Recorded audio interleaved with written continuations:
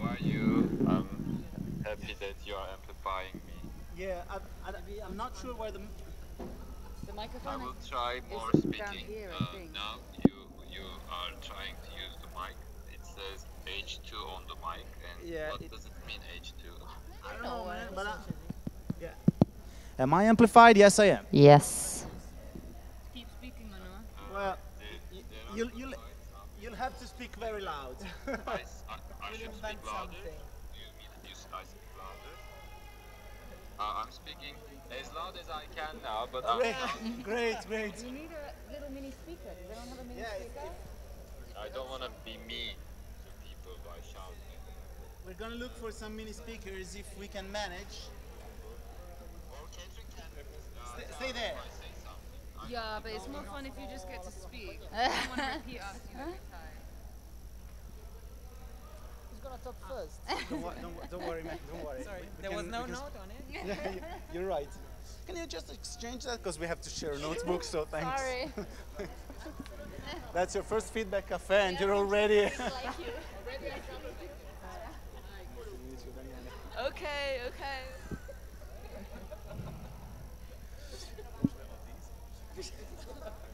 No. No.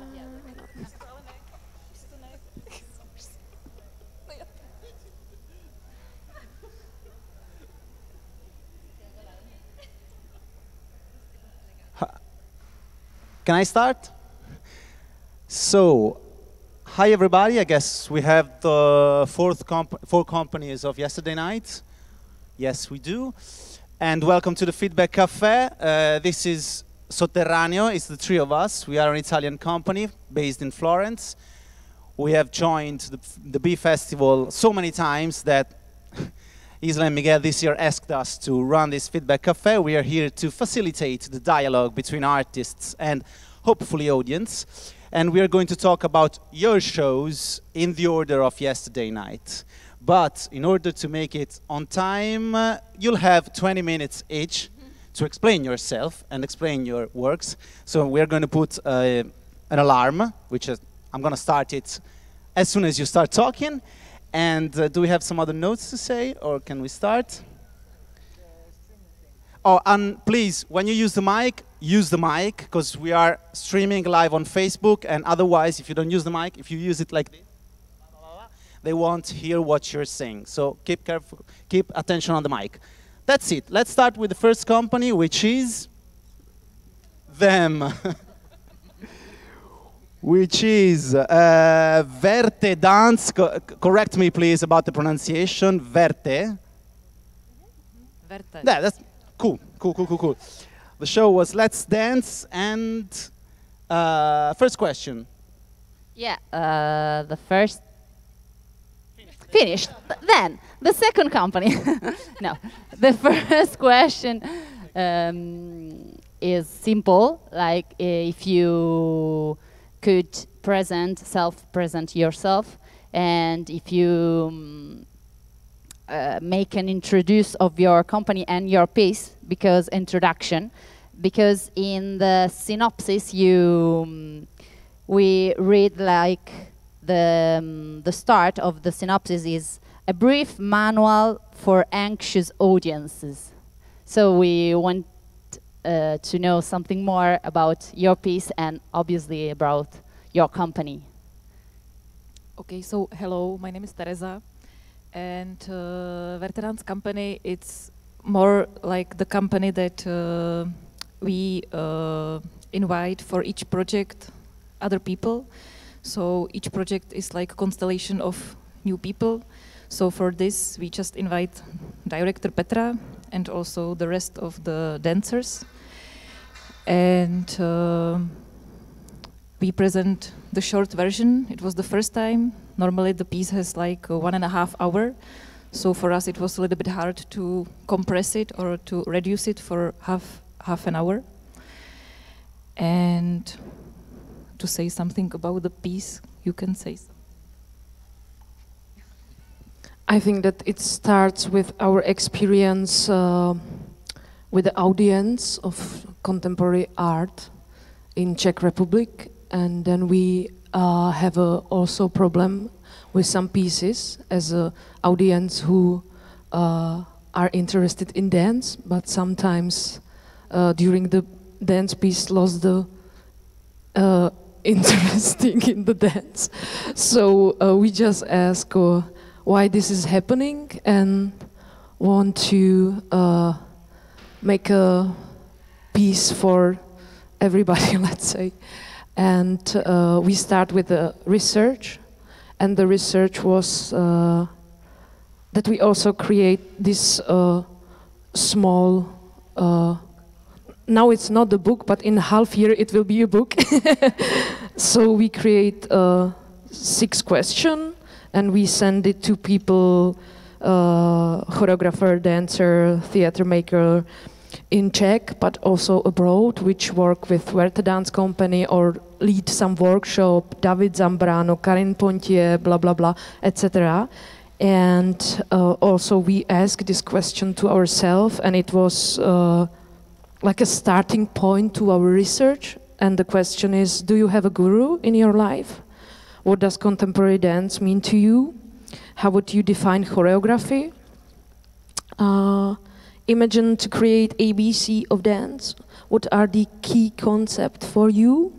Which music is most used in contemporary dance? And do we have a humor in contemporary dance? And from this was like the starting point. And then we have a rehearsal, and we want to make a part of the show also their personal story and personal experience, and change the point of view with the audience. So there is like the beginning is like the classical way of perceiving things, and then you are on the stage near to the people. So it's most like a experience journey than something what you can squeeze in 30 minutes. So we were really stressed yesterday all the day. I think it was a horrible day for us. And maybe someone else want to speak. So yeah, we've read it that the show normally lasts like 90 minutes. So we would like to know a little bit more about the way you cut it and the choices behind the cut you've made. Even because it seemed to us, but maybe it's not this, that the first part was the original one, and then you make like some kind of trailer version of the second one. Yeah, it's like this. But the let's say the introduction before the curtain is a little bit longer. Now it was around, I think, 15 minutes, but normally it's the 30 minutes of the performance, and then you go. So we decided that if we cannot give you the experience through the trailer, we can give you reference of the experience. So the last thing maybe which stays in you, that I want to see more or I want to see it. Not to tell everything, but something should stay in you. So you just didn't cut it, but you decided to, well, I mean, the video is created for the B Festival. The video. Yeah, it's specially. Cool. So, in general, we would like to open the dialogue with other guests of the Feedback Cafe. So, if you have any questions or comments or stuff about the work of the company, otherwise we'll go on with our questions. Yeah.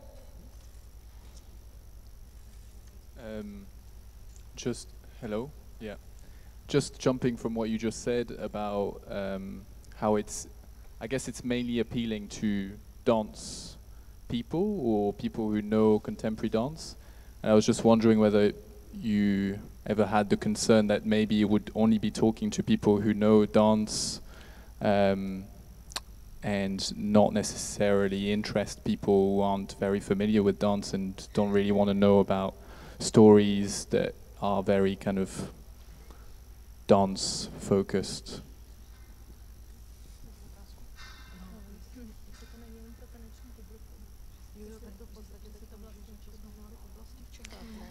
Czech meeting? Yeah, we have to discuss it.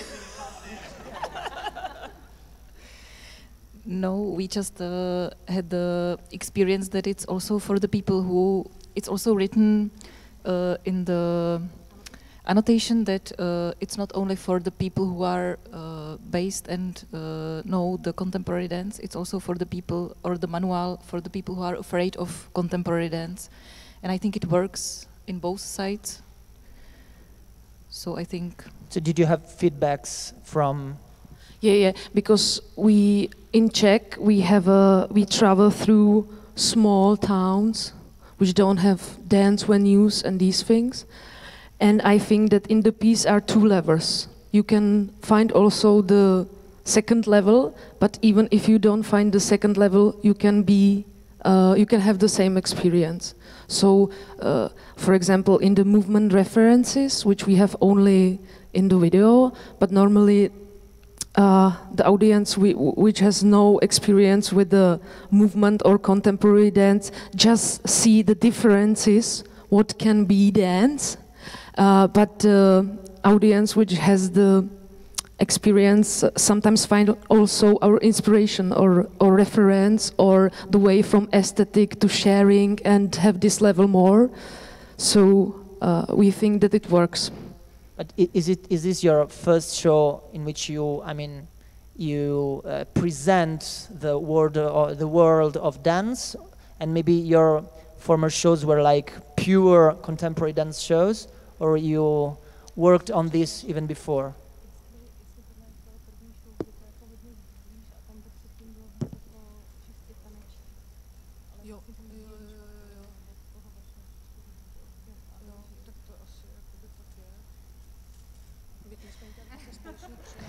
Hell of a question, right? Well, no, I think it's just because Petra, she is a more theater director, and but for Veterans she made already 2 pieces, and one is really pure dance, and this second one is, I don't know how to describe it, but we use the words, so let's say we can also call it like it's like mixed, like.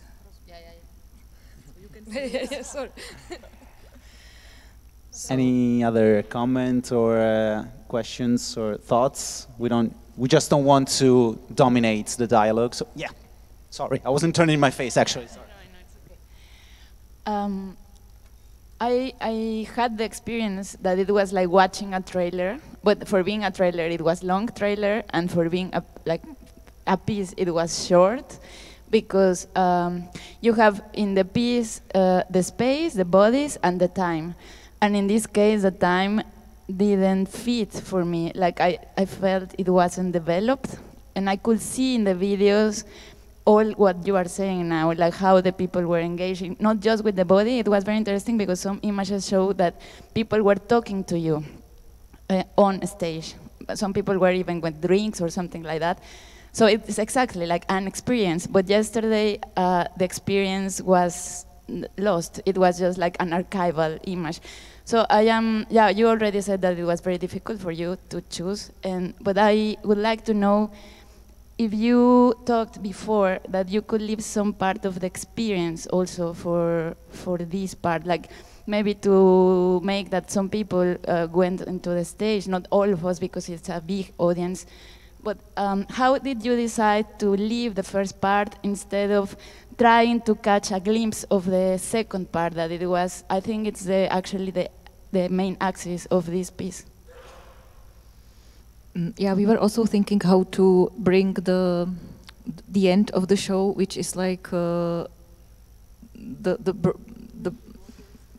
think through the show slowly starts the party with the people, but I think the people go on stage and want to share with us the happiness from the movement also because they spent with us the 1.5 hours, and I think they also go through these all monologues and the stories with us, and they are more open to very free go on stage and be with us. And in this 30 minutes it was very hard to just take the people on stage, and it will be like very we will force them to do something, and it will not be honest, or so that's why we just cut it and decided to do it like this. And we also wanted to keep the first part that it's like the opening of the topic, so we just it's like maybe 2 things. We wanted to open the topic, and in the end there is the experience of sharing with the audience, but that's why we decided for this. I don't know if you want to say. No, and we decided also that the beginning has a color of irony, and that's also the color which is, the piece is full of this, and we think that it misses sometimes in the contemporary dance, so we decided to do it like this, but it's a decision, something should miss.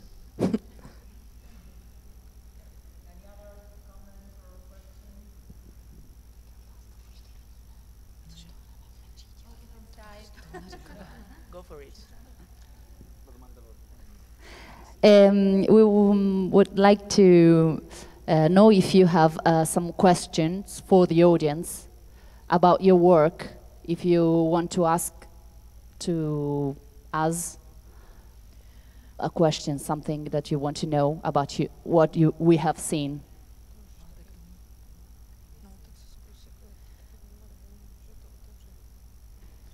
I don't know, the only thing we just again discuss here is just if someone is interested to share maybe with us the work on the book. So if someone wants to go with us for the journey to reply for these questions, so it will be nice for us to have more respondents. So just this, if anyone is interested, so maybe after this coffee talk we can meet and we can share, or we can just... Good.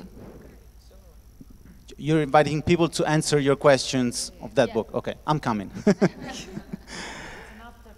Yeah. Any other comments or thoughts or questions? Otherwise, we're gonna make one more, and then the time is almost over for you guys. Control freak with. Control freak. If you could check my chrono time. Okay. Yeah, I know. I get it, man. I agree with you. I'm gonna ask you this. I've seen you're gonna come to Italy in July. Did you know that? She's the only one knowing that. And since this festival has been questioning the theme of borders and European identity in these last years, or maybe from the very beginning, I wanted to ask you what's the role for dance in it? What do you think that dance could make, even as a universal language, in crossing borders and in... Because I feel, coming here in Bee Festival, I feel that there's something really strong in common within European population, no matter what you think on a political level. And I think that dance is really something that goes straight into it. I was completely connected to your show. Like, I'm from Florence, you're from Czech Republic, but we grow up with the same system of symbols and blah, blah, blah. And dance really put it straight. So I was just asking if you think that dance has a role in this kind of going over the borders and creating large and multicultural identities. Whoa. Give you the mic. You already have it. Nobody wants to answer.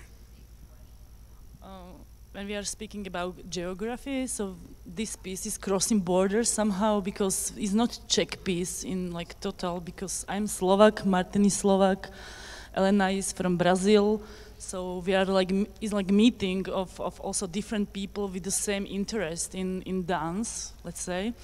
And if we are speaking about crossing borders, we already crossed the borders that we came cross a border when we came here, because just to make a 30 minutes from 1.5 hour performance is already like going a little bit, you know, somewhere else. So I don't know if I answered. Yeah, of course you did.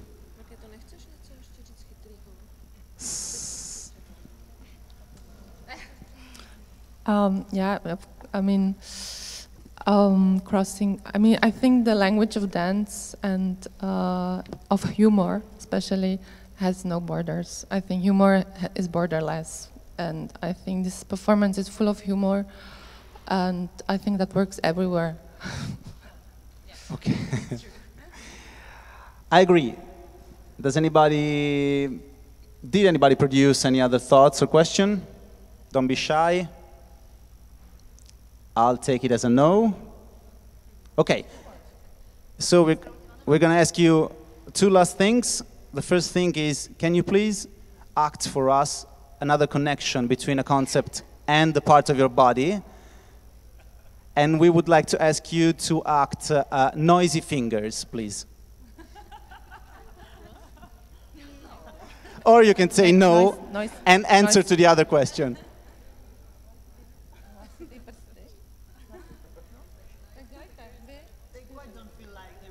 They don't want to know it. Well, last question. We asked you to share with us a book that's behind your piece. Did you think about it? Do you have it? A title? It's that one. No, I mean, if you have a book that you've studied and shared between you to prepare this piece, and you want to share with us, she's saying, did we read something during... Or book or something else, something like a movie or visual arts? Well, we had a lot of references. We watched a lot of videos of contemporary dance or modern dance. We read some lectures of dance critics about the development of modern dance and contemporary dance, but we didn't have any special book that we would refer to. And only we that one. We are still like working on this one. Okay. Thank you. That's fine.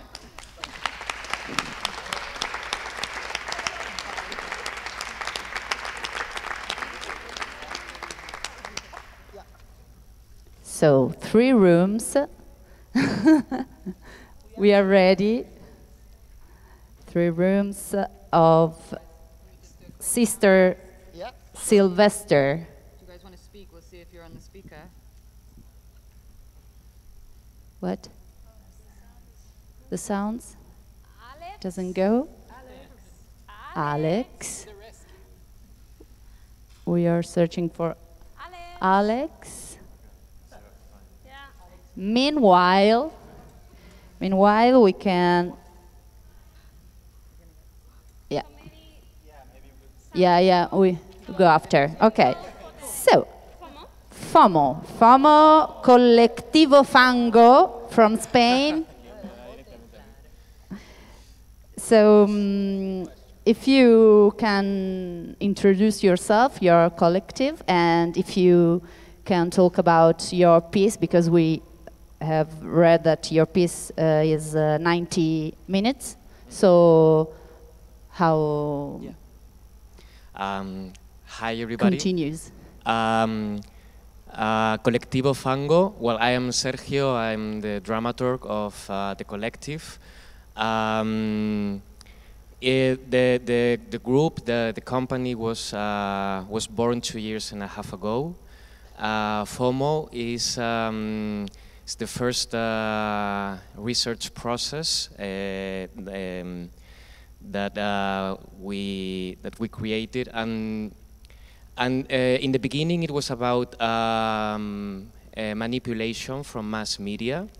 It evolved into what is our role and our responsibility into that situation, and that is linked to social networks, to social media and WhatsApp and applications, and the things that are kind of a substitution for real life. Nowadays, we thought it was the core of that initial idea of manipulation that frightened us and outraged us sometimes. The show lasted for 1 hour and 40 minutes or so.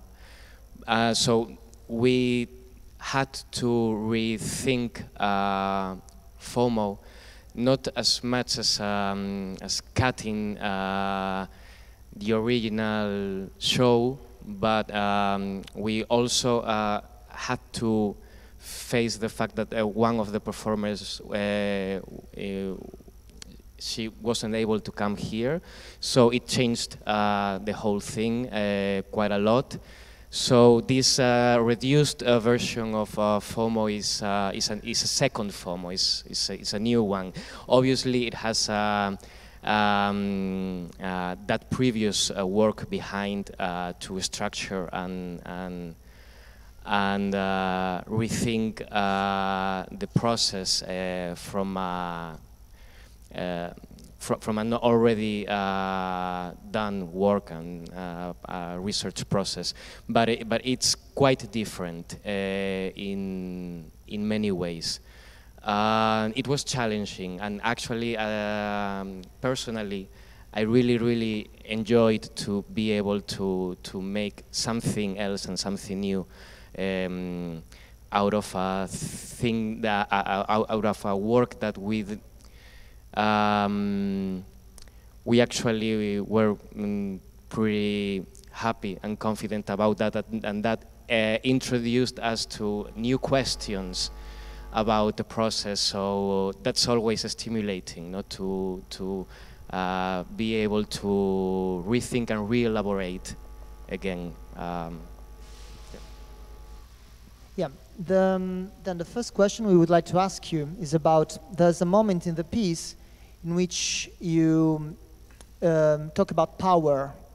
So you say the word power very clearly, and so the question is, what's for you the relationship between this kind of power and the social network visibility, social network exposition? So you suggest us that if you have like many followers, you have more power. So what's your point of view about this? I think that to be powerful and to feel powerless in social media is very tightly linked. So whenever you feel like you're powerful because you've got many likes from people, or because you become a personality out of the things that you're supposed to share with the others in Twitter or in Facebook, that also makes a fracture that also weakens that power from behind or from within. So it's so fascinating how paradoxical is this situation, and how that power, which is what like the general aim, no, from many people, no, like that sense of I don't know if this is the correct word, but many people feel that social media is a way to feel realized, not realized, fulfilled. Sorry, yeah, satisfied or fulfilled, and they get that sense of power from that. But that very same sense of power is the exact opposite at the same time. That is cruel and fascinating at the same time. And if you get conscious about that, maybe you can get empowered from that. But only if you can separate a little bit and realize how those two opposites work. Yeah. But at the same time, I mean, like to say, power people like politics use social network to be empowered, and in that case, I think it works. I mean, when they succeed in a tweet or in a Facebook streaming and stuff. So it's also it's also about who is using the social network, I think. Yeah, but one day you write the wrong word or you share the wrong thought and you lose everything. You're destroyed. And you are absolutely destroyed within seconds. I mean, that is, of course, but you're absolutely right. Yeah. For them, or thoughts? That's the quietest feedback cafe ever, right? What happens, guys? Thank you. In the longer piece, is there a narrative that goes through the show? There are also different pieces, like in this one. So there's not a storyline like that. No, there's a narrative of different pieces that come from the performer's personal experiences. The link, apart from social media, is also actually how they feel about those things. No, the approach is the link in the narrative. No, there's not a straight storyline. Yeah. That worked last night as well.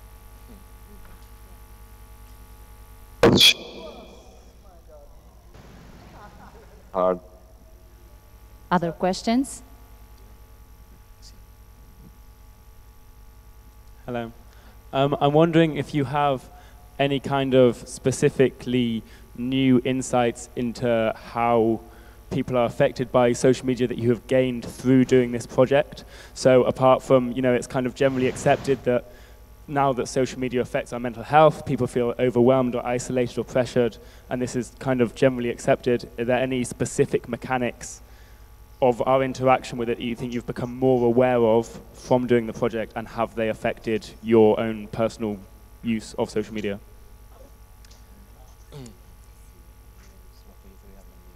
In my case, it made me realize more clearly my own fears and some of the psychological tricks that are constantly playing inside me when I'm in contact to social media. I didn't gain like what I would call a deeper knowledge on how it, I mean, new applications or things of the like, apart from the ones that I'm used to work with or to use. But for example, when they were researching, they were so raw and honest about it that they made me realize how fearful or cruel I could be myself. No, so they mirrored myself in some very shocking ways, and that's what changed me personally from who I was before FOMO and who I am now. What's the change in terms of your everyday life? What's different? I'm not in Facebook now, for instance. No, the only thing that I remember in the beginning, I was very aware of waking up and sleeping all the time. The first thing that I do in my life is like watching and looking my smartphone. And that when we started, this act was kind of not comfortable, so I bought an alarm clock because I use my smartphone to wake up, and then it didn't work, didn't last, because the alarm clock was not, and then because I left my phone outside the room, so that made me more with more FOMO than before. So I think now what I feel, it's like the way that I related with social media, it's totally different, because I see it as a sickness, sure. Like if you start to look people on the street or in the restaurants or any place, if you start to pay attention on it, it's like, oh my God, everybody's crazy, everybody's sick. And then it has the second part of FOMO, which I think it's very interesting. It's JOMO, joy of missing out. And when you get that, to that point, it's kind of relief. And I think it's something that sometimes I'm looking for it, this JOMO situation, because I'm still in FOMO, you know? Tradúceme, por favor. Sorry, hello, my name is Camilo. I'm the director. My English is awful, so I prefer speaking Spanish. Okay. No, lo que quería decir es que cuando están hablando del FOMO, no es que nosotros estamos haciendo una crítica negativa. When we are talking about FOMO, we are not doing a negative critic. Lo que estamos intentando es tener un momento de reflexión como colectivo artístico y de investigación sobre quiénes somos hoy, dónde estamos. We are trying to make a reflections or observation of who we are nowadays. Claro, y estamos en un momento que es tan avasallador que es muy complicado pararse un momento a pensar qué está pasando, porque estamos realmente absorbidos we are in this moment of like everything happening in the same time, and we are like trying to find out. Y yo, por ejemplo, evidentemente, después de la obra, ha habido cambios, pero ha habido cambios porque he reflexionado sobre mi relación con las redes, pero mi relación con las redes sigue siendo bastante enferma. Digo, también estoy, o sea, quiero decir, hay un punto donde sigo muy conectado todavía. The same, like, of course, his relationship with the social media has changed, but he's still like on it. Like he can't like separate it from it. Entonces yo creo que no es que es malo o bueno, sino también es una manera de nosotros poder gestionar y no depender. Eso es lo más complejo, ¿no? Y creo que es... it's like the way you handle with it, not to solve it as a problem. It's the way you see it, that you face it. That's it. In my case, whenever you are more aware of what goes on here in your dynamics, the less you can make yourself a victim of what you feel or what you think or what, yeah. So in my case, I didn't know I was so anxious about certain things, and with the play, with the research and stuff, I realized I was much more anxious and much more sick of what I thought I was. And for me it helps. I think awareness is everything, and it's something that heals a lot. I don't know if it helps. I don't think that we do the play to heal pain, but for me it does, you know. It's healthy to create, to be creative with something that makes you feel bad, no? Yeah, at the same time, I think that we're not just only talking about a tool, and that the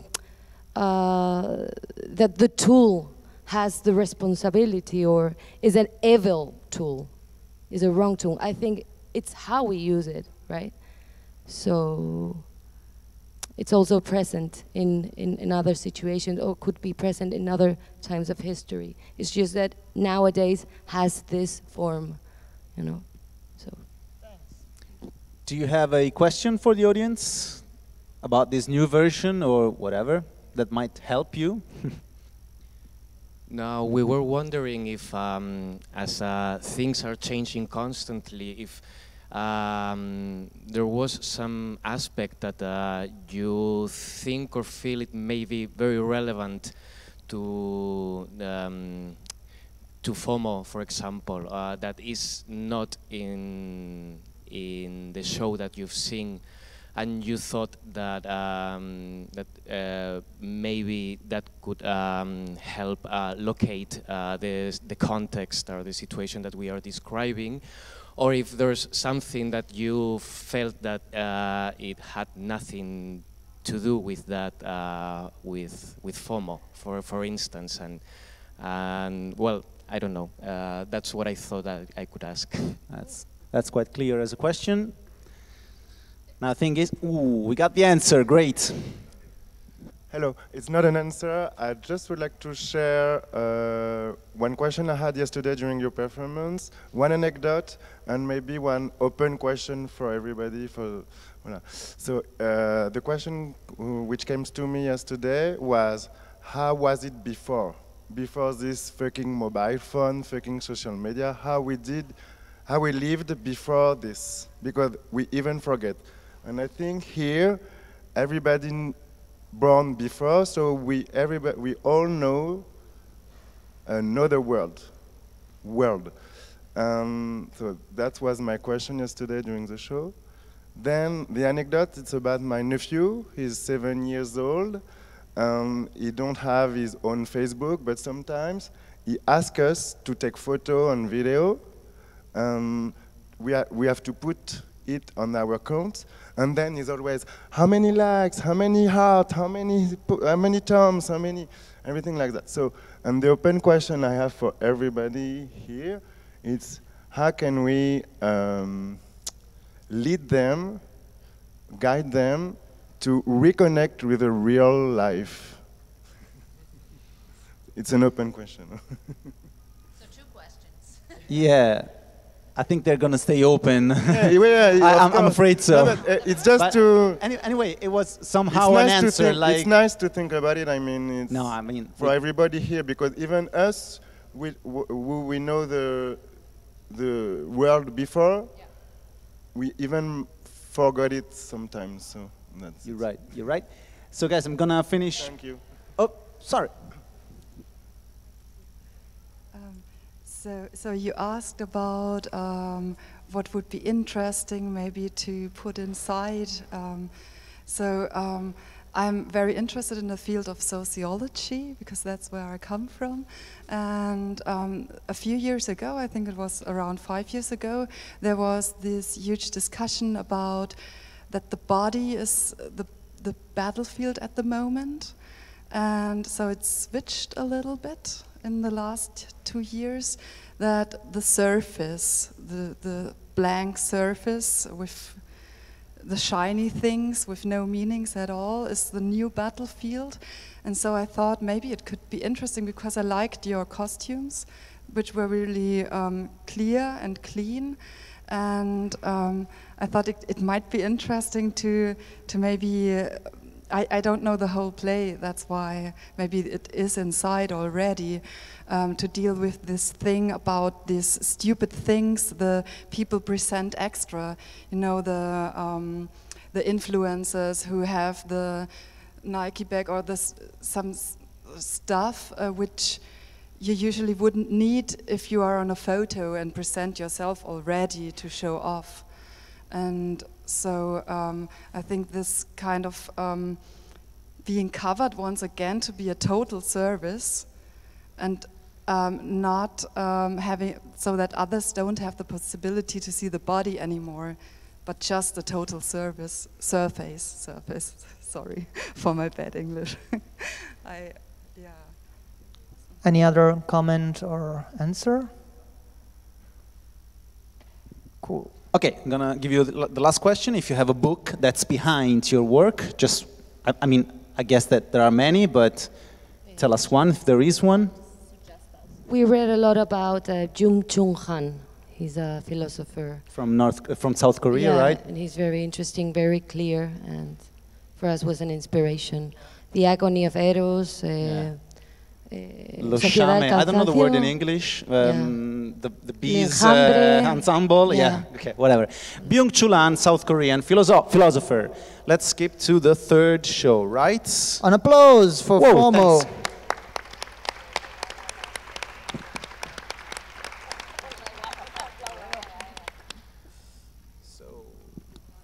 Speaking about technology and social media, we're going to talk about 3 Rooms by Sister Sylvester. Hello, everyone. Yeah, we hear you.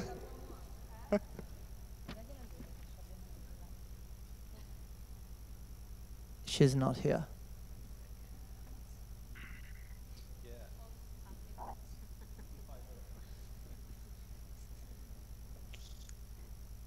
So we would. They're just testing. Okay. We would like to know. Hi. Sorry, 1 second. Yeah. We're trying to get one other person on the line. Susu, can you hear me? Susu? It's the show. Susu. All over again. Yeah.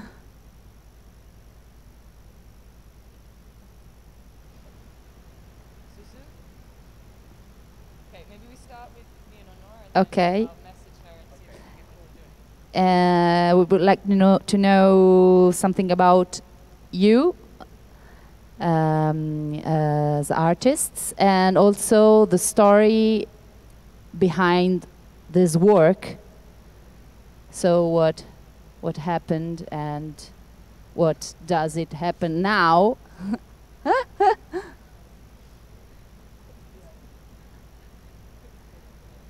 Yeah.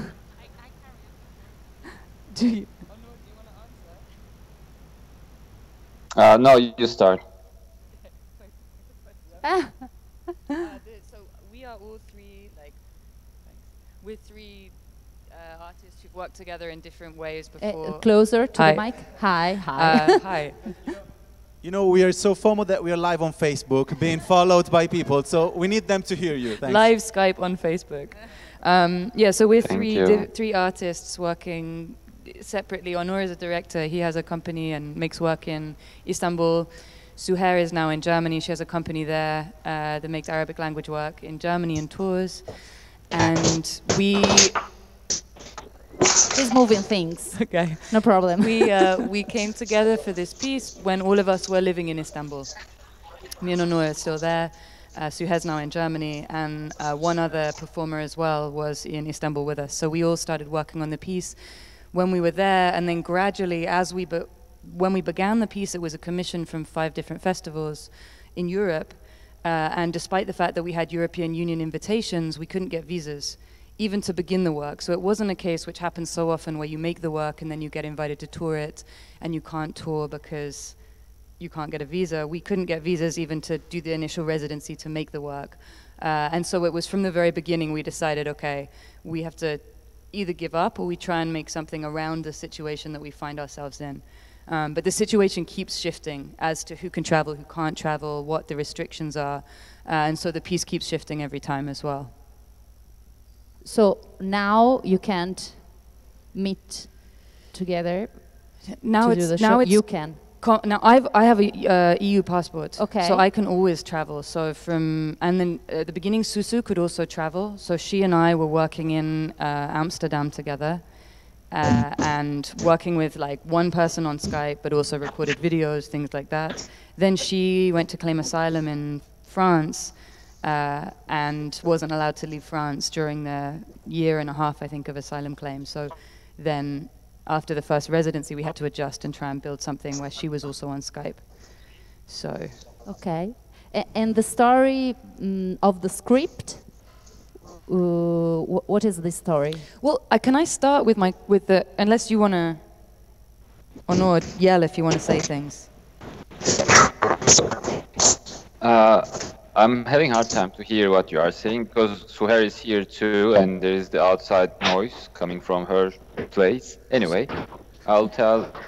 Originally, in the play, maybe some of you saw the piece, and I wasn't in it in the first place, but I'm a replacement for one of the actors who cannot travel outside of Turkey in the piece. And I'm not normally an actor, and I'm like filling in for an actor who is coming from Syria to Istanbul and can't leave Turkey.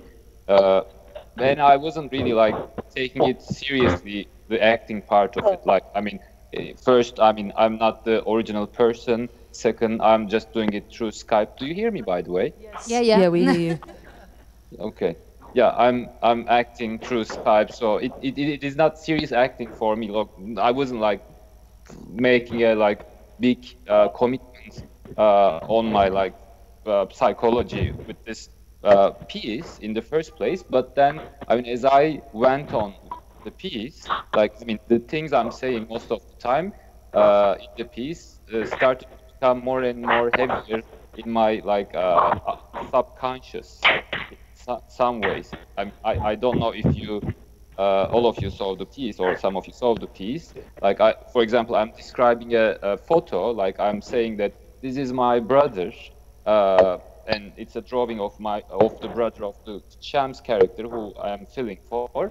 And I know the story of that drawing, for example, that's his brother who died in a attack in Syria, and he was in Turkey when he drew that drawing of his brother after he died, and like and he was like telling all those things in the original play.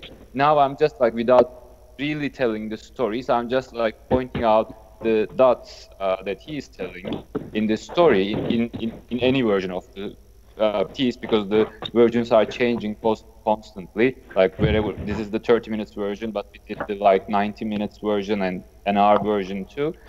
So what I was like feeling this time to you guys in Birmingham, I mean, it's beyond what you see or what you can hear or what you understand from the piece, but like it feels to me a kind of like a nightmarish, like something following. It's not a nightmare. It's a kind of haunted house that you are like constantly visiting and like. I mean, do you hear me? I hear some sounds. Yes, I think we hear Suhair outside as well. Oh yeah. Do you hear her? I mean, okay. So I mean, my I think story this is that, her like, I'm trying to like, speak. haunted by this piece somehow. Yeah. And I don't know what's gonna happen, and I'm always on the screen, and I'm like those horror films that I'm in now, and you are watching it, and I'm going to die at one point. It feels to me. But so I mean, what you do in 3 rooms, so the little actions, Yeah, the from keys and Suhair's sound, I don't hear anything from you. I didn't. Suhair, can you hear us, Susu? So.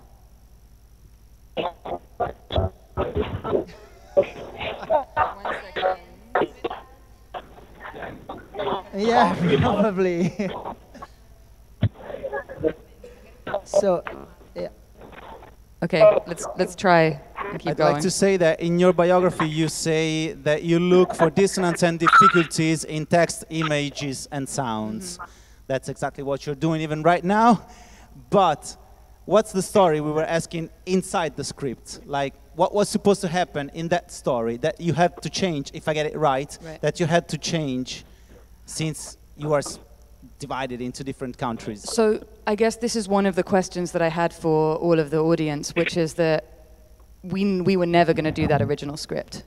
That original script became the basis for trying to think about how you perform in absence and what technology does with. I mean, I didn't get to see this piece that you're all talking about because we were setting up our show. I wish I had, because a lot of the conversations we had initially in this, when we were trying to figure out what we do with the 2 performers who can't be on the same piece of physical geography, and me who's not a performer, the only one able to travel, and we were talking a lot about the use of social media and technology and messaging inside of diaspora and exile and limitations of movement. So almost maybe contrary to what you're talking about, I remember having conversations with Suhair where she says, I had coffee with my mum this morning in Damascus, and she had coffee on Skype.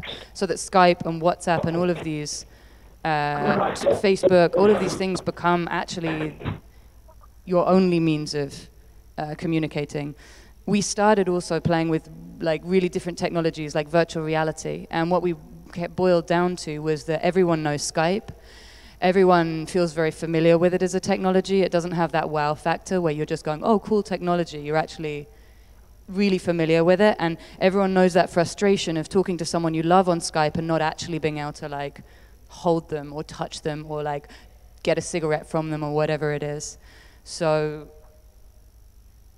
sorry, I'm getting so yeah, that initial script, I mean, we used it as a way to play with the obstacle we were given. You know, we talked about like we could do Waiting for Godot, we could do like, but this script itself was about their experiences in Istanbul. So it became a way to think, here's a script with 2 people in a single room. How do we do that script when neither of them can be in the same room? So I don't know if that was the goal in the first place. I get it, right? So had we been able to do the show, I don't think we would have done that play. Okay. Maybe, but I don't know. I think we would have done something. I don't think we would have done a play with 2 people in a room, in a living room set on a stage. But this situation, that play became a jumping off point to think about absence and presence and Okay. Questions and thoughts?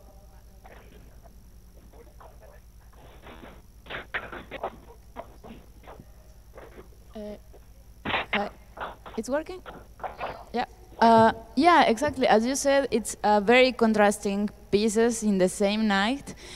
I'm not just talking about the level of the topic of technology, but also how do you research on stage with your topic.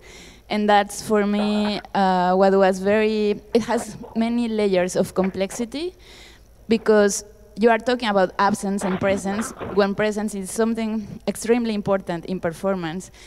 And it defies many ways as we think theater, because usually you believe that the performer should be like before the spectator. And in this case, they are not, but they are. So you can't say that they are not, because we are aware that they are in actual time. And when you put this footage of the footage that is already recorded, so you have this kind of ghost, meaning that it's very philosophical in theatrical terms. So I like how you developed all these different thoughts that are also part of the essence of theater. So it's kind of, this is something that you can do with technology and that is not in your show. So I just waited for the response because I wanted to, to do it in the moment when they were talking, because I felt that in your show it was a very, it was in the surface what you were talking about. And this has, of course, political and migration things, but it's not always political, you know? Sometimes you are in distance and it's not related with the fact that you can't travel. It's just the fact that you are aware, you are away and you have these tools and how you can translate it in something else. And I would like to know more about how exactly, like these philosophical and theatrical terms, how, if you were aware of how you translated into the stage? I'll start or not, okay? He doesn't hear? Do you hear? Yeah? I hear you now. Okay, great. Yeah. I think, I mean, Suhair, who is having trouble joining the conversation, is like legendary actress. She's an insane, brilliant, like film and theater act, like one of the best actresses of her generation. So the idea of, I was so excited to work with her. I was like, I get to work with Amal Omran. Oh my God, this is going to be amazing. And then like she couldn't physically be on the stage. When Suhair's on the stage in front of you, it doesn't matter what she's doing. You're like captivated. She's such a brilliant actress. So that became the basis of a lot of conversations around presence and absence and what it means in theatrical terms. And she found it incredibly frustrating. Susu, I don't know if you're listening, but she found it really frustrating because like the technology is so annoying. You cannot actually, especially on the stage with all of the lag time and all of the difficulty, that question of like theatrical presence and you know what she says at the end in terms of I can't do this. Like it's not only about not being with this person I love and missing him and worrying about him and not being able to help or like feeling so powerless in this situation. It's also that powerlessness is being exacerbated by what we're creating in the theater, because an actor responds to the audience. And we keep the house lights up on the audience so that they can at least have some kind of connection. But there's an incredible like frustration as a professional actor, I think, as well. And that led to a lot of the more philosophical conversations on also what it means to represent someone theatrically. Like, what does it mean to, like, what I can't do anything with, I can't represent this material. I'm a European white woman with an EU passport. Like, there's no way I can represent this material. The fact that I am the only one on stage is just a horrible irony, which is the political situation of the moment. And then trying to represent Shams, or Noor stepping in as like like, you know, he makes the joke at the beginning, I don't actually speak Arabic. Like a Turkish man trying to step into this role is another layer of kind of problematics of representation. Trying to represent this show in front of a European audience is a whole other level of kind of problematics of representation and theatricality. So yeah, there were a lot of those conversations. And I think, you know, in half an hour it's hard to get to all of them, but little bits. I'm glad that you picked up on some of them. Thank you. I would ask you if you have a question for the audience about your piece. Oh, no? You have a question, I think. Okay, I'll do, Yael, if you want to say. I have a question.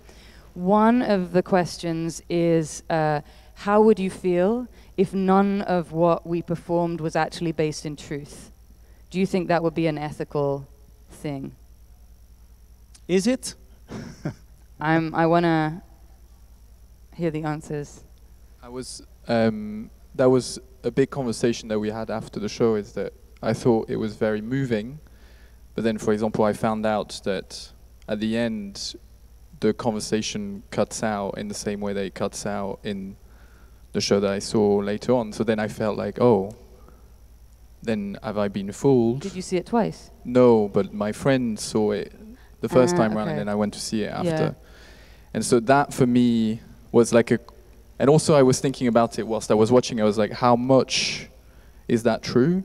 I didn't believe in the thing of the play to begin with, and I kind of had a bit of a problem with that. It's like this kind of question of honesty, and for me, the kind of fiction of this kind of wanting to have a narrative kind of got in the way a little bit, because I was really moved by the whole thing of the Skype conversation, the absence and everything that like this I got really well, and I really enjoyed like watching these people on Skype. I thought like I was getting kind of like quite intimate with them, but yeah, I had a bit of a problem with that kind of like the fictional level of what you guys are doing.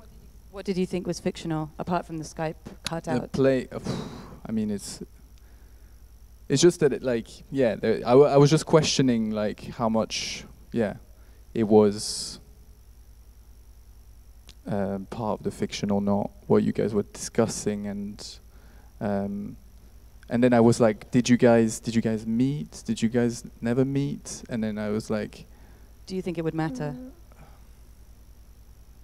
I guess it does in the way that if you're asking for my kind of like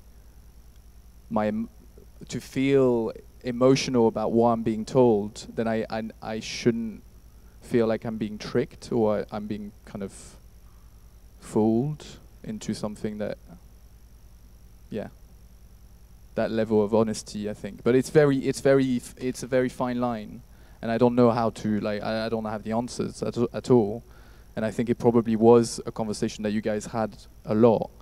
It's like, how much do we want it to kind of come across as authentic as possible? But what is right? Why do you want authenticity from this story? Exactly. Why do you need that for an emotional connection with a situation which is very real? Exactly. Yeah. For the same, sorry. It just, it's very similar. Like for me, the authenticity, it's just what you are doing. But if I feel that something is not, in that moment, I am starting to question. And when for me it was like not about if it's true or it's not true, but I just, in terms of dramaturgy, I felt it doesn't work, it's the end. Because if she's saying like, I can't with this anymore, I've been in Skype meetings when if I can't with this anymore, I just close the laptop. And this is what happens with technology. Like, it gives another presence. So you kind of disappear of the other. So you have this kind of magic power. And in this case, she says, I can't anymore, and it continues. That was for me absolutely fake within the fiction. And that was like a different level. And the fact that you left, that is like, but you are the presence that is in front of us. So why are you leaving?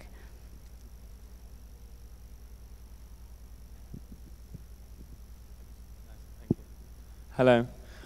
So yeah, the same as these guys, I felt emotionally invested in the story, and I think that feeling still stands if it turns out however formulated or honest or anywhere in between that it is.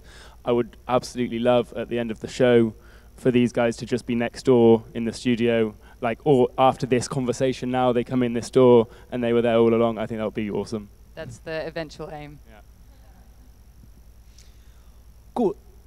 Last question for you, just like the others, if there's a book behind this work. You talk about books and libraries during the piece as well, so if there's one title you want to share with us? Can I do two, because one's only available in Arabic? No, just one.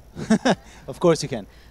One is, no, you also jump in if you've got another one, but one is the book that Suhair holds up during the show, which is the notebooks of Sumira al-Khalil from Duma, which she wrote. She was kidnapped when she was working as an activist in Duma, and her husband published her notebooks recording the time at the beginning of the Syrian revolution when it was still a revolution, and it's just her notebooks from that time.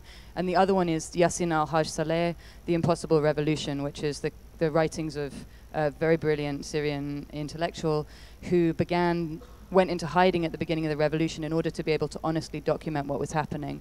And when you read it, you get the sense of the like real time how things shifted. The Impossible Revolution. Oh no, anything to add? No, thank you. Susu says, I can talk on behalf of you, but she doesn't tell me what to say on behalf of her. If I get a message, I'll deliver it in a minute.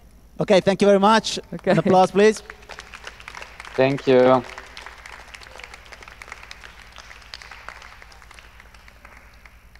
And speaking about technology and possible problems that could turn a show into a disaster, I would like to talk with Kulu. Is that the correct pronunciation? And the show is Control Freak, of course. So if you want to talk to us about your company or your loneliness, I don't know, and your piece as well. I'm terribly alone. I'm not lonely, but I am my own company. What was the question again? Sorry. If you want to talk about your work, I mean, I've been reading that you spent like 25 years researching between scientific stuff and theater and circus. And if you want to talk to us about this specific piece, which should be longer, right? It's a 1 hour piece, actually. Yes. Well, it's difficult to say how long I've worked on it, because in a sense I've worked on it 35 years, like since I started studying physics. Can I ask you how old you are? Okay. Of course you can. I'm 47, but I started early. I left school and went to university. And because I was like really intent on being an astrophysicist, it looked like a dream to me. Yeah, I know I was a real nerd.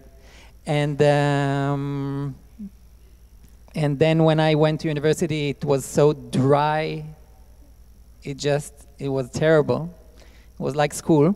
So I left that and I went to become a computer programmer. And after that, I mean, I worked 8 years in computer programming. And after that, I went to circus and then to music. So I've been working on this show forever because I've been accumulating all these things that I enjoy doing. And for the past almost 20 years, I've been working exclusively as a circus performer in like traditional circus, like fire, knives, you know, crap like that, and juggling. And but all the time I had this ambition to try and combine all the things that I love into a show. And so I've been working on it for 17 years, I think, approximately. But it's also true to say that this show is 1 day old, because yesterday was like the first day that I performed that show. So I don't know how to say how that was how the first time after 17 years of work that you've shared that piece with somebody? That piece, yeah. I mean, over the past few months, I mean, the 1 hour show was officially presented to the public for the first time in October. And I was extremely unhappy with it. And then I went back to the studio, and then I did it again in November. I was extremely unhappy with it. And then I performed twice since then. So I just presented it 4 times. And then the request came from B to make a half-hour version. So this is the first time for the half-hour. And you are extremely something. Extremely something. I'm extremely relieved to be after it. That's the most precise phrasing I can do. Actually, I don't think that a control freak could ever be happy of something, right? Yeah. My daughter always say failure is your fuel, because every time I come back and I act like I'm desperate and nothing's working, and she says, that's a good sign, you know. Because after that, you always press on the gas. But yes, every moment in the show is the end of 1 million failed prototypes and corpses lying in the basement of, you know, a million ideas. And it's like I'm not really a big expert on that because I'm vegan, but I know that there is this recipe for a 50-cow gravy. You know? No? I read about it. Maybe it's maybe it's a myth, but you take like a whole cow and you boil it for a week until you get this small pot. Yeah. And then you do this for 40 cows and you combine it in a big pot and you boil it for another week until you get like a glass of gravy. Yeah. So this is the show. Oh, cool. And this is and the it took 17 years, No, right? but this is the 1 hour show. And then those bastards from B called me and say, make it half an hour. So I have to boil it for another week. I'm going to ask you something that you might don't want to answer to, but if you can reveal some of your tricks. I've read that every single thing in the show is controlled by you, even lights and all that, what that was going on. Is there something, even small things, that you're just faking? Because I had this idea about the sweater, you know, the jacket. This kind of movement. I was telling them yesterday night, at least that thing should have been a fake. So, okay, it's nice that you're asking about the hoodie, the jacket, because actually it started. I mean, okay, let's take one step back. The entire idea, the foundation of the show, is that I wanted everything on stage to be able to communicate with everything else.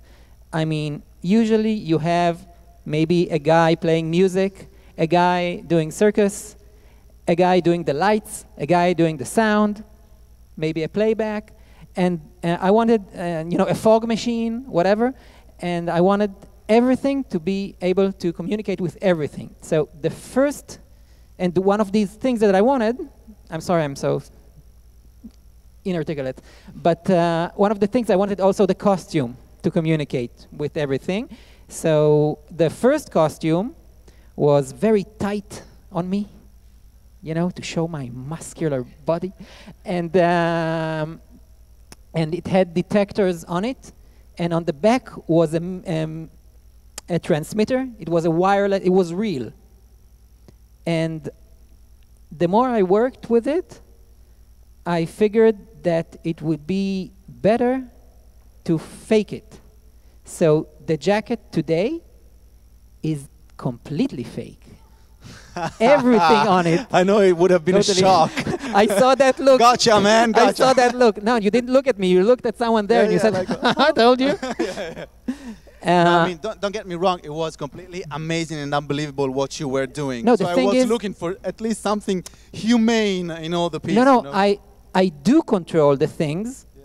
I just make an illusion to make it look like I'm controlling it through the jacket. I'm actually controlling it through pedals that I press with delay, so you can't tell when I'm doing it. So I am controlling it. Don't think so badly of me. Now you are really freaking me out, but that's fine. I just don't do it with the jacket. Yeah. Anybody questions? There is this kind of conductive fabric you could use, and that's why even if you're into that, you could even think you are controlling it. That's what I had in the... Because it really exists. You can even sew it by your own and stuff, and so the illusion is That's kind what of I did for the perfect. glove. Yeah, the glove actually works, yeah. and that's what I had for the first version of the jacket. So, but I think it's good because even somebody who knows how to construct that stuff could be illusion or tricked. Yeah. I'm a trickster's trickster. Your hats, of course, they were not a fake. You can ask volunteer number 2. No, that's completely real. Hi. Here. Hello. Hi. We can see in your show how your science background has affected the way that you produce theater. Is there any ways that your circus and theater background, how art has affected your, I don't know, scientific research or your programming, like the other way around? Does that make sense in the way that you maybe see things? I don't know. Well, I don't really know. I mean, I don't so much make a distinction between the two. It's like I don't know if I understand your question correctly. I'll tell you how I understood it and correct me. Many times, okay, in the shows that I create, sometimes I start from a technical thing. Like I say, okay, I can walk on a wire and juggle. So let's try coating the wire with Kevlar, setting it on fire, wearing a fireman outfit and juggling torches. So the technical idea dictates the rest. And sometimes it's the other way around. For example, a number I'm working on now is I'm playing on light bulbs. I'm touching them, and the whole idea, the whole visualization of it came from a song. I mean, I wanted to do it with a specific song, so I just, I laid with my eyes closed and started visualizing when I hear the song, what kind of visuals do I get? And so it can come from the technical side, and it can come from the, I don't know, it's the same side, it's the creative side. I don't have this distinction so much. That's fine, yeah, just interested.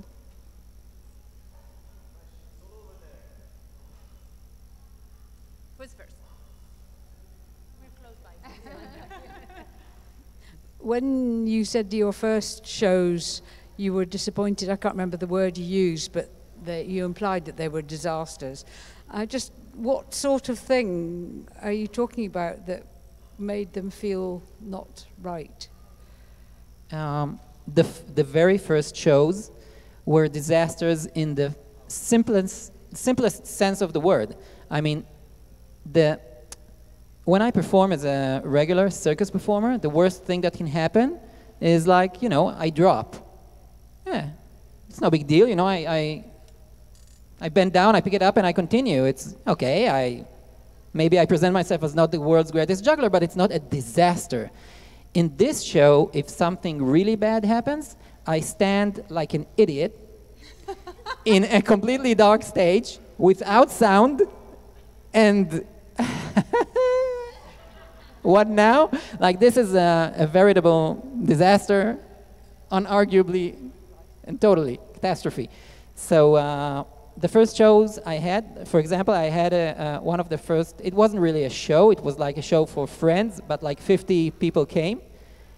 So it was very unpleasant when I had to actually ask everyone to please leave the theater and return twice, because I had to reset the system.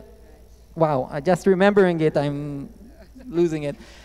So that was the first. But the last shows since October, I don't know the word also, I don't remember what word I used, but probably something like horrified to see myself, because theatrically they were a disaster for me.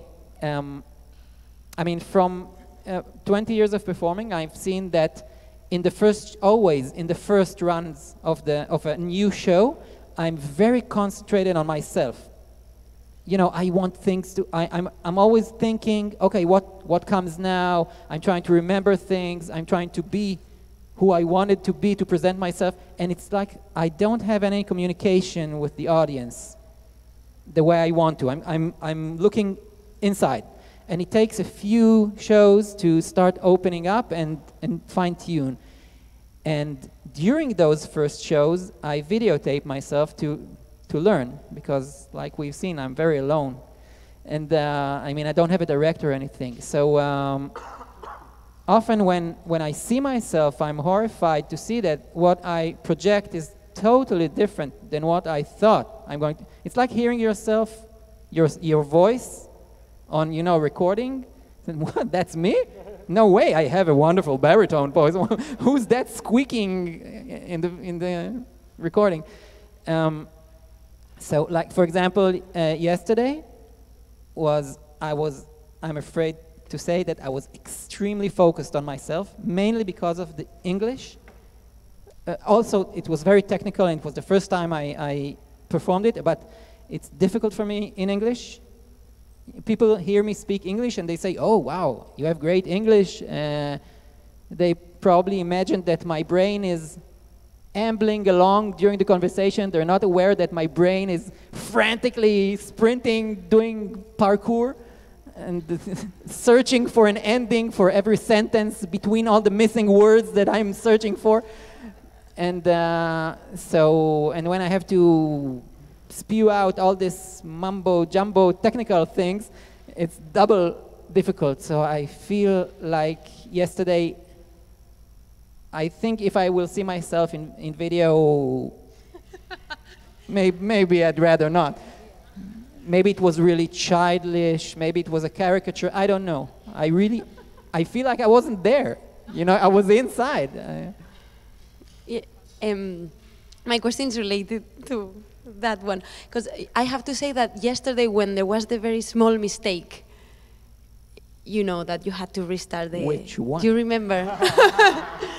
When you had to restart the song, I don't know if it was it on purpose. I don't think it was, with the guitar. Oh, no, it wasn't. That treacherous guitar. Yeah, that was amazing. I mean, because you see, like, Ray's this massive control freak, and you, like, start, like, we love you and we hate you for being much more intelligent than us. And suddenly there is a mistake, and it's amazing. So I was wondering... And everyone goes, ha ha! Yeah. I don't know, like, I felt excited about that moment. For a moment, I doubted if it was on purpose or not, because at this point, I thought you were like some sort of like genius come from Mars or something. But no, I was wondering if in the 1 hour show, you had maybe staged chaos as well. I tried to, but it so much goes against my grain that I find it really difficult to do it in an authentic way. So what I do is I do things, because I have received this feedback before. Like, I finish a show, and I say at the end of the show, shit, I dropped twice, and these 2 drops, they were so unnecessary. And then people come to me afterwards and say, wow, when you dropped there, that was the best moment. Then we saw it was real. You know, it was too good to be true before. We didn't think, we thought it was a playback or whatever. And so I thought, okay, I'll try. And I did all kinds of alterations to the show to provide clues to the fact that it's real. For example, I take a ball, I leave it, I just leave it, drop it, and let it bounce on the table, and it plays. Yeah, it plays the note. And then people afterwards tell me, wow, it really played according to the playback. You know, I mean, I can't win. And so I need a real mistake. Maybe you can program Actually, I even, there was one moment when I took someone from the audience and told him, okay, bounce the ball so they can see it's real. But it was so artificial, and also artificial drops. It's difficult. So what I do, I work at the edge of my performance envelope. So I have to drop sometime. But I promise I'll try to drop more. Okay, very last question. If there is a book behind your work, a book. At least, I mean, wait you can only say one. I prepared for this intellectual question. Okay, now that I'm an intellectual, I don't have to pretend. Yeah. A book. Let's say Guitar Hero. Okay. No, you know the game. Ah, Guitar Hero, you mean the PlayStation guitar? Yeah, with the cues going, and you have to hit on the cue. That's okay. It was a joke. It was Applause. A joke.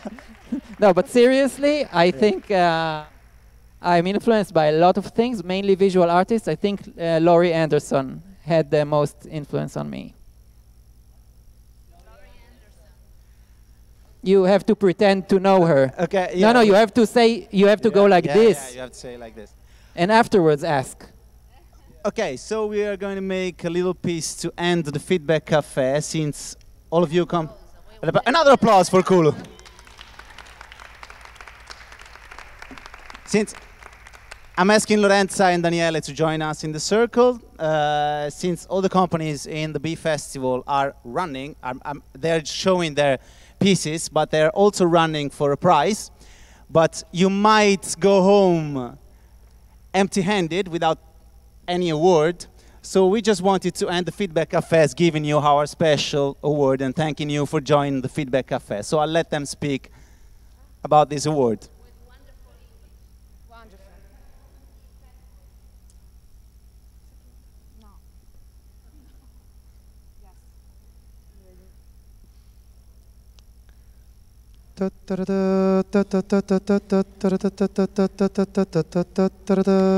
Ladies and gentlemen, welcome to the first edition of the Feedback Cafe Awards, presented by Daniele Pennati and Lorenzo Guerrini. Thank you. Thank you so much. Thank you. It's an honor to be here this afternoon presenting such an unimportant award. Thank you, thank you. Time is running, my dress is killing me, so let's start with the first award of the day. Dum. Dum. Dum. Dum. Dum. First showing, great care for a white linoleum, and so avoiding huge pain in the arts for the technicians, the award for the best plastic sheet scene goes to FOMO, Fear of Missing Out, by Collettivo Fango. Allora, compliments. Enjoy your cup. Enjoy your cup. Thank you very much. Yes, aprovecho para saludar a mi Okay, mamá. basta. Let's go. Okay. Next prize. Are you ready? Yeah. Okay. So let's start with the No. second award. Okay, yes. For the capacity of creating poetry, even smashing two heads between two screens, the award for the best virtual kiss goes to 3 Rooms by Sister Sylvester. Allora, dov'è? Ecco. Enjoy your cup. Thank you. Okay. And now the next prize. Music, please. Thank you. Dum. Dum. Dum. Dum. First showing, agility, control, physical ability, in showing and covering at the same time. The award for the best hidden vagina striptease goes to Let's Dance by Back to Dance. Give it up! Yeah. Hidden vagina striptease. Compliments. Very compliment. Thank you. Enjoy your cup. Thank you. So, last. The last award. Last award. Last award. Yes.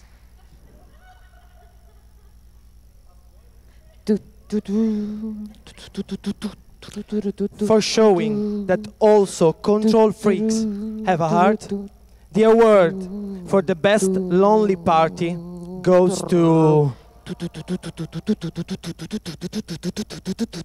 Control Freaks by Kirkas.